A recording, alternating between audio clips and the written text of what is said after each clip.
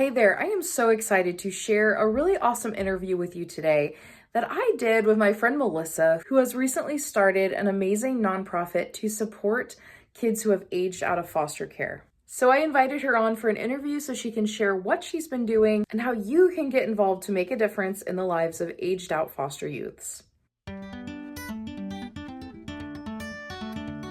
Well, I'm here with Melissa, and we're going to ask her a few questions today just to get a feel for the ministry that she's doing and a little bit more about her. So, first question I have here is just tell us more about your family and your first connection to the world of foster care. Sure. Well, Jess and I have been married what will be 20 years coming up in March. Congratulations. Thank you.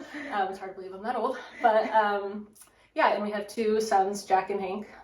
They are 14 and 15. We adopted both boys out of the foster care system, and they were our first placements. We had just received our foster care license. We live in the state of Washington, and we got a call about two little boys who needed a home. That time we weren't sure how long, and so we brought them home. They were 6 months and 17 months, and we had them for about 11 months as their foster parents, and then we're able to adopt them. Okay, great. Yeah, and what made you first decide to pursue foster care? Yeah, we had kind of been in the back of our heads for a while, and like I said, we were living in Washington, and some friends of ours were foster care parents, and they were kind of thinking about it, and they invited us to a dinner / fundraiser with their organization. And while we were there, we just heard lots of stories and testimonies about foster care that some very difficult, but some very beautiful. And one in particular that really stood out to me was a teenage girl who had been in foster care, and she was now back home reunited with her birth mom, and things were going well. But what really stood out was the role that her foster parents played in her life during what she said was the worst, the most difficult time in her life. And just hearing that and just the support that they were able to give her, just a loving home, the safety, and how that played such a crucial role in her life then, but also was continuing on. She talked about how, her previous foster mom is still kind of like a second mom to her. They still kept in touch. The previous foster mom shared, her thoughts. The birth mom shared her thoughts. It was just this beautiful picture of what foster care can be. Mm-hmm. And one of the reasons that just hit me so closely was because, a lot of us, have the hang up before we get into foster care that, I can't get attached to a kid and then have to let them go. And that was something that I was struggling with too. And so to hear that, it was hard, but to see how that can play out, that just really, in a sense, kind of put that fear at ease and just, called me to that. And so Jess and I just both left, and it was just evident that God was calling us to do that. So that just kind of became our plan A at the time, and we just felt God was just calling us to devote our time, resources, energy to walk into the world of foster care and possibly adoption. That's awesome. Something that Melissa and her husband Justin have been doing recently is they have recently started a new ministry along with some friends. So tell us a little bit about that. Yeah, our new ministry nonprofit is called Forested Families, and it is new in every sense of the word. Like, we're just getting started, just beginning to kind of just do the work just to get it going. But basically it's been established because our desire is to serve and support youth who have aged out of the foster care system. Our vision is to support them through multiple ways, through providing life skills training, mentorship, all sorts of things, but the true kind of heartbeat and passion behind it is to provide them with home and provide them with family that otherwise they would be without. So tell me about the name Forested Families. Where did that come from? Yeah, I was trying to figure out like a name that like really encapsulated like this idea of wanting to provide like ongoing family connection.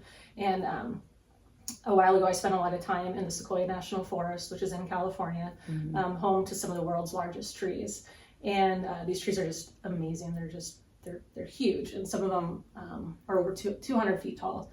And so while they are incredibly large trees, their root structure, their system is actually pretty shallow.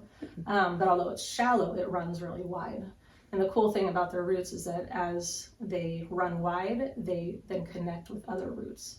And through this connection, they offer each other stability, support, even sometimes nutrients through their roots. And so, yeah, it's like this really cool thing. And so I just thought like that's what we want to offer. You know, we want these youth who would otherwise be on their own, be without family, to come in and have this connection with other people that will offer them support and stability throughout their lives. Oh, that's a really cool analogy. I like, even thinking about, oh, the roots don't go that deep. Because, obviously, in many ways, an ideal situation would be they're with their biological parents who can care for them and can be there. But because that's not happening, you think, oh, the roots are shallow. But I think it's so cool that picture of, but we can come alongside each other and support. What inspired you guys to start this ministry? Yeah, honestly, God. Like, I think this was years ago. We were still living in Oregon, and it just seemed like, honestly, like one day, like this thought just kind of popped in my head, like, what happens to youth when they age out of foster care? I just started to think of that. Like when I was 18, I went away to college. I was somewhat independent, but I still had a home to go back to. I had a place to go on holidays. I had people who called me, people to celebrate birthdays with, and holidays and life's achievements and emergencies. Like I was on my own, but never really on my own. And just thinking about these youth who turn 18, and a lot of them don't have any of that. Like, what would that be like? And just the thought of that just broke my heart. And it's been a few years since then. Other things have kind of come and like taken our time and focus, but that burden has continued to be there. And it just, the time was now, it seemed like, to finally start to do something about it. But just that thought, like, what happens to them and what if we could do something about it. Yeah. Oh, that's amazing. Can you touch on some of the issues that aging out kids from foster care experience? Yeah. Well, first of all, each year is estimated that about 20,000 youth age out of foster care across America, 1,000 estimated in Ohio. But if you think about it, that's 20,000 18-year-olds who are suddenly on their own in life. And unfortunately, a lot of times, youth who haven't had, that much support to begin with. And so everyone's situation is different. Some of them do have family who is going to help them out a little bit. Some of them still have foster parents involved in their lives, but a lot don't. And so they're on their own. And so this leads to all sorts of problems, joblessness, homelessness, oftentimes drug abuse, alcohol abuse, early pregnancies, sometimes even things as serious as sex trafficking, because these young women have nowhere to go. And so there's all sorts of problems that can arise out of it. There are some programs that do exist. There are good programs meant to help kind of transition them from, foster care to independence.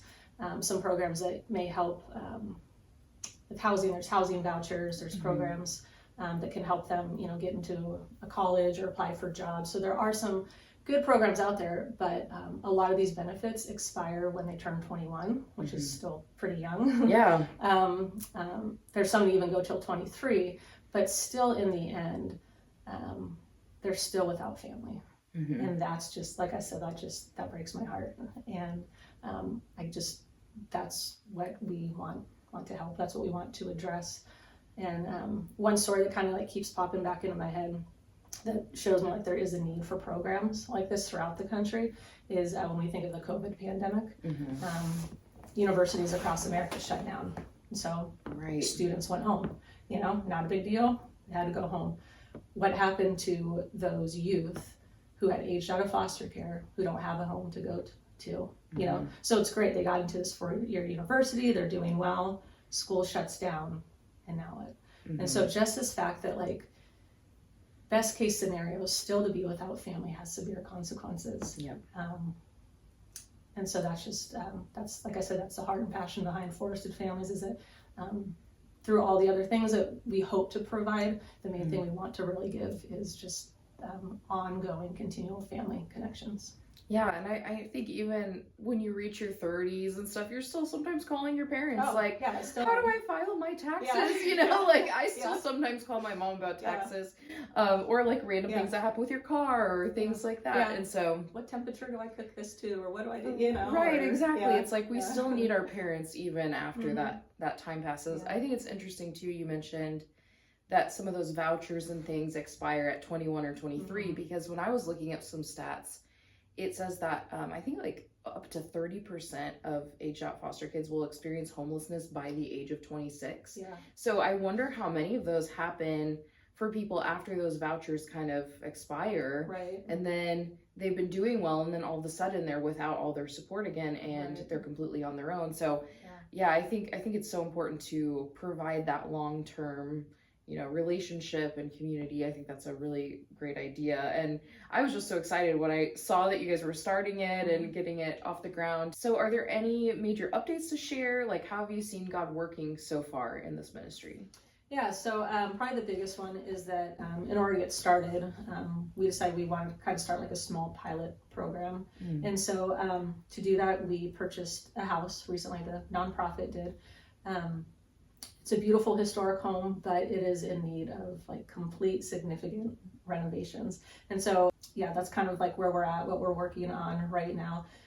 The reason that we decided to purchase this home is kind of two different purposes. One was the cost, because it needs complete renovation. It was very affordable to purchase, so we didn't have to take out a loan or go into debt to buy it or anything. It was affordable, and our hope and plan is just to kind of fundraise as we go along to do the renovations for it. But also we just loved the picture of this house that had been abandoned, that nobody wanted, that they had even talked about tearing down and restoring it and bringing it back to life for the purpose of this program. So we're excited to kind of step into it for that as well. Yeah, there's some symbolism there, and it's funny because when I saw a picture of the house, I was like, oh, I remember seeing that one on Realtor, because I'm just a nosy Realtor person. I'm like, oh, what's for sale around here? Like, I don't want to move at all, but I just think it's interesting. And I remember seeing that one and thinking like, wow, that's a huge house. Yeah, it's big and it'll be great. Yeah, it'll be great. And with the house, one cool thing that God provided was that someone in the community who heard about what we were doing offered to provide half of the purchase cost of the house, which was huge blessing. So there's that. Just the fact that the community of people that we have right now that God brought into our lives when we first moved out here, but who are such a support right now. People with all sorts of different skill sets that like Justin and I don't have, that are able to come alongside us and help and give their input and skills and feedback and all this stuff to make this happen. That's such a blessing, because we're not doing this on our own. Yeah. You guys have that network of the trees and roots supporting you too. Yeah, and that's honestly like our community. That's kind of what over the past few years has continued to keep this dream alive, is like the community that we have here with people who aren't our, biological family, but have become family. Like this is what I want people to experience. This is what I want these youth who have been without this to be able to experience this, because it's just amazing, we've also had just donations come in from people who across the country, which has just been really cool and encouraging, and just to even get little notes of encouragement. So to see not even just the donation aspect, that people see like, this is needed, this is something that's valued, and they want to support and encourage it. So, and then finally, we have had some local businesses come out to look at the house, like for HVAC, plumbing, some different things like that. These are going to be huge jobs, beginning basically from the ground up. And already some of these people have offered to volunteer their labor for free when that time comes around, and that'll save a huge expense. And again, it's just a cool way for, once this house is done, I feel like this will be a house that like the community built, And so again, these young adults, these youth who come into this house, for them to know, like, people who didn't even know you cared enough about your situation to give of their time, to give of their resources in order to provide this house for you. I think it can give them a sense of feeling wanted there too. I think sometimes when we hear about, whether it's homeless shelters or things, there's sometimes pushback in communities for those types of things. So I think it's really beautiful to know that people in the community are like, not only are we like, hey, good job, we're also like, we want to give towards it. I think that's really amazing to have that community support. So that's great. And you were just mentioning about how the donations are coming in across the country have been helpful. And I know when Nick and I were missionaries, sometimes the donations that meant the most to us were our friends who we knew were poor, and they were sending us $10 a month for our support, and we were just like, what, to me that just shows you believe in what we're doing, you believe that we're making a difference. And And it doesn't matter how big the amount is. It's like you could be giving $1 a month, Right, and it's yeah. a way of being Yeah. like, every month I'm thinking of you, and I'm, Right. you know, I'm donating this because I believe what you're doing. Yeah, So I definitely. completely understand that. Yeah. So we've talked about how we've seen God moving in it. What are some obstacles or challenges that have been arising, or that you maybe see arising in the future? Yeah, some honestly, like for us personally, just life. You know, we're parents of kids, and so all the things that come with that, school and sickness and time. Just the fact that like we're really stepping out of our comfort zones in a lot of areas. Like I said, this is something I feel called to and passionate about, but I've been a stay-at-home mom since we brought these boys home, and I feel like my professionalism and skills have just kind of been put off to the side for a long time. I'm kind of trying to get back to that. So I feel very limited in my personal capacity. But again, it's one of those things where I know that God calls us to step out into things that we cannot do on our own, so that in our weaknesses He can be glorified. And so that's my continual reminder to myself, is that yes, I cannot do this, but God can. And so it's so hard, but just to kind of keep pushing through that. As far as the house goes, weather has been kind of hard to get us going. Like, it's been freezing here. Yes, very cold. Very cold. Lots of snow this year. But so we had hoped to be further along, and so you know, but weather has just played an issue. And then we've already kind of encountered some bumps with foundation work and things like that, and we know that's going to kind of be an ongoing thing with this house. And so, but yeah, it's kind of again trying to push forward with that. Yeah. Finally, I think like out in the future with the program itself, kind of what you were saying, like I think there can be a stigma that comes with youth who have aged out of the foster care system, like, oh, it's because they're so troubled or whatever. But so people to be able to kind of see beyond that, you know, and that's not always the case. Yeah. And that, so that, you know, communities would be welcoming, you know, to where we are now, and even as prayerfully we expand. But then also people would just feel called to serve in this too, you know, that people would realize like this is, especially us who claim to be followers of Jesus, like this is a calling. Like the Bible's very clear that we're called to care for the orphans. And so that people would just really take that to heart. Like, what does that mean for myself personally? What does that mean for our church? And be willing to act on that. Yeah. And there's such a huge need, just even in our community. We're in like the Dayton, Ohio area, for those of you who don't know, and there's just such a huge foster care need here in general. Yes, yeah. So you're thinking eventually those foster kids end up, you know, some of them end up aging out. And so there's just so many ways we can get involved. I think this is a really, really cool way that people could help. So for our viewers here, what are some ways that they could get involved to support what you're doing? Yeah, I would say one, I guess whether you're near or far, just to basically spread the word, you know, just the fact that there is a need for something like this, not just here in Ohio, but everywhere. And I know, like, as I've done research, there are there are ministries, organizations here and there who are doing things. Yeah, like doing this, similar you know? work.